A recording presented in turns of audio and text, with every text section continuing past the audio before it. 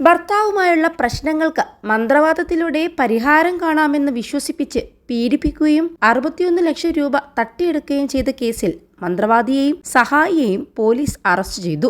മന്ത്രവാദി മലപ്പുറം മാറഞ്ചേരി മാരാമുറ്റം കാണാക്കോട്ടയിൽ വീട്ടിൽ താജുദ്ദീനെയും സഹായി വടക്കേക്കാട് നായരങ്ങാടി കല്ലൂർ മലയങ്കളത്തിൽ വീട്ടിൽ ഷക്കീർ എന്നിവരെയാണ് SHO VV വിമലിന്റെ നേതൃത്വത്തിൽ അറസ്റ്റ് ചെയ്തത്.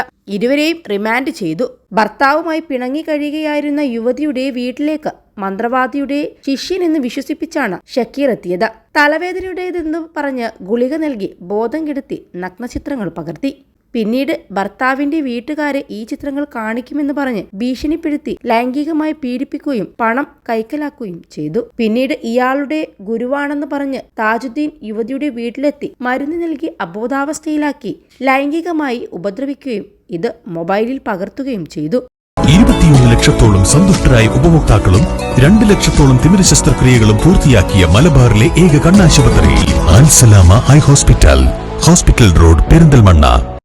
ഭീഷണിപ്പെടുത്തി പലതവണയായി 60 ലക്ഷം രൂപ കൈക്കലാക്കി. യുവതിയുടെ പരാതിയിൽ പോലീസ് കേസെടുത്ത് നടത്തിയ അന്വേഷണത്തിലാണ് പ്രതികൾ കുടുങ്ങിയത്.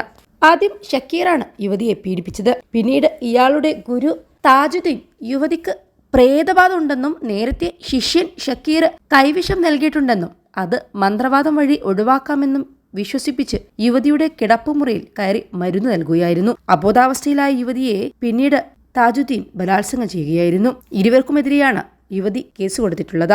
SI TC Anuraj, SI Vishnu S Nair, SCPO Aneesh V Nath, CPOമാരായ രജനീഷ്, പ്രദീപ്, രജിത്ത് എന്നിവരടങ്ങിയ സംഘങ്ങളാണ് പ്രതികളെ അറസ്റ്റ് ചെയ്തത്. കോടതിയിൽ ഹാജരാക്കിയ പ്രതികളെ റിമാൻഡ് ചെയ്യുകയും ചെയ്തു. 2022 മന്ത്രവാദിയുടെ ശിഷ്യനെന്ന് വിശ്വസിപ്പിച്ച് ഷക്കീർ വീട്ടിലെത്തി തലവേദനയ്ക്കുള്ള മരുന്ന് നൽകി ബോധം കെടുത്തി യുവതിയെ പീഡിപ്പിച്ചതും നഗ്നചിത്രങ്ങൾ എടുത്തതും.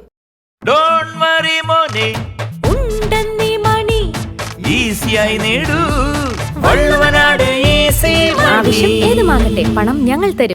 യുവതിയുടെ പരാതിയിൽ ചാവക്കാട് പോലീസ് നടത്തിയ അന്വേഷണത്തിലാണ് പ്രതികളെ ഞായറാഴ്ച രാത്രി മലപ്പുറത്ത് നിന്നും പിടികൂടിയത്.